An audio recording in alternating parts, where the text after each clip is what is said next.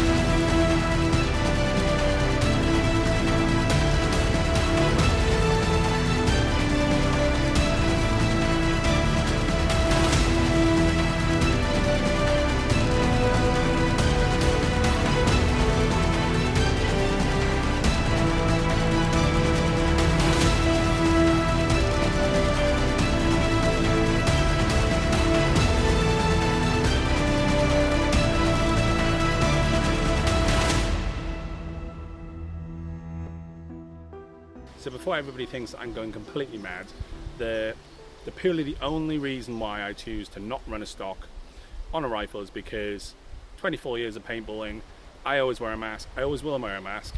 I think you are all completely nuts wearing glasses, mesh, little things, huge gaps in between your nose and your forehead. It scares the life out of me. Mad respect for you who wants to do it, but for me, I really want to protect my head. I don't want to get shot in the face. So it's purely a mask point of view. Also, the other reason why I don't play with the stock as well is because when I'm aiming, I can then have a gap between my eye or my mask and the lens. Now that's what brought me to another problem as well when I first started firing this, is that when the lens of the scope was touching the lens of my mask, every time it would fire, it would go like that. It would kind of kick. Not like a real firearm kick, but it does kick. And then if it's touching my mask, I lose sight of the BB, and I found that really difficult. So by having it this far back set, I can then hold it quite comfortably and I can shoot without it touching my mask. And then I can actually see where the BBs are going, because that's quite an important part of airsofting, I found. And that now brings us back to my naivety and inexperience and the resulting costing me lots of money. Because it turns out that when I purchased this, it was just short of 1 joule.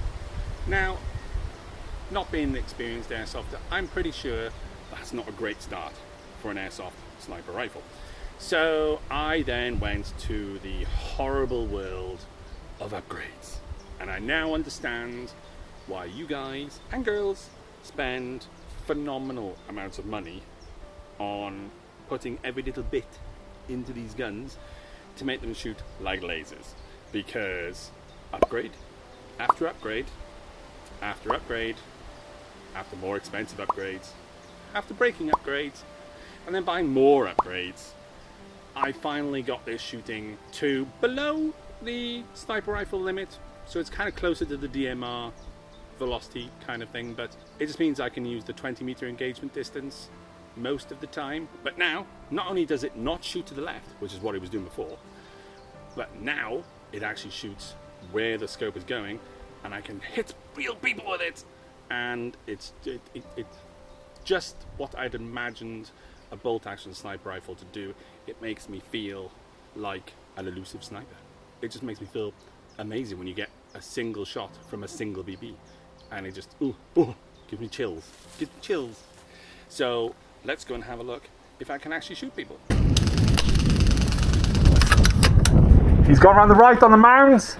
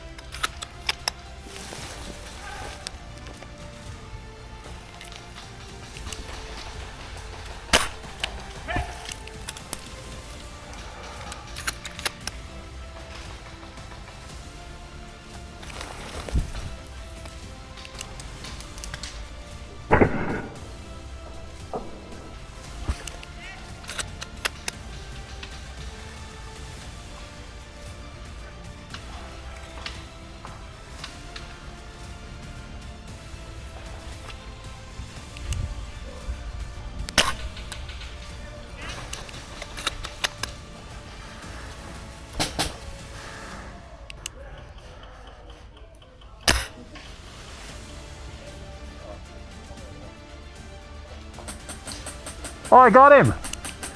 I got him! So did I do well? I'm not so sure. Airsoft sniping is far, far more difficult than I was expecting. Learning the nuances of range, velocity, everything like that compared to paintball was much more of a steep learning curve than I was expecting. In fact, I did another event in paintball fairly recently where I was using first strike sniping back where I was used to doing it, and it honestly felt like I was throwing paintballs at people with my hand. The range difference was so big. That took a bit of getting used to get me back into the swing of it. But I think for me personally, for someone who insists on wearing a full face mask with a lens, not with mesh, even with this configuration, despite what I was saying before, I've only just came back from the game yesterday, and with testing out this new configuration, yes, I could see through the scope better. The vibration with it not touching my lens was better, but I still struggled to see the flight path of the BB, especially in variable lighting in the forest. To be honest, for my situation and for the kit that I wear, bolt action sniping is really maybe not what I was hoping it would be. Obviously, mad respect to the snipers out there. I mean, the shots you guys pull off is out of this world, and I really wanted to be part of the legend that is Airsoft Snipers, and that wasn't what I felt I was achieving while trying to use this. I've used it for 3 different events now, so I've given it the time that I wanted to. Don't get me wrong, bolt action is something that still to this day feels amazing. Every single time I pull the bolt back and push it in, it feels epic, it feels cinematic in my head. There's no feeling like it. It's just a shame that when I pull the trigger, it doesn't always hit the person. But yeah, so the games I did play with it, I thoroughly enjoyed the stalking aspect of it. I thoroughly enjoyed the range difference of it. I enjoyed the feel of it. I love the look of it. Everything about it I love, apart from my own issues with my kit that I don't particularly want to change, really. I'm going to use it again, but I'm going to be a bit more choosy about what sites I use it and what time of year I use it, because I've now used it in colder winter months where there's not a lot of foliage on the trees. I've used it in highly open areas with blazing sun, and now I've used it in dense woodland with a lot of tree cover and a lot of differences in light. I've given it the opportunity that I wanted to see from it, and now I'm going to explore something a bit more different. So on the next video, I'm going to be exploring the world of HPA, which is a funny thing because the internet seems to frown upon HPA in a lot of places. I'm not entirely sure why. So I'd love to explore that with a bit of a speed softy type loadout, a bit more of an assault play, a bit more in your face, and hopefully I will then kind of reduce the difficulty a little bit, because this is clearly on hard mode, as was the pistols.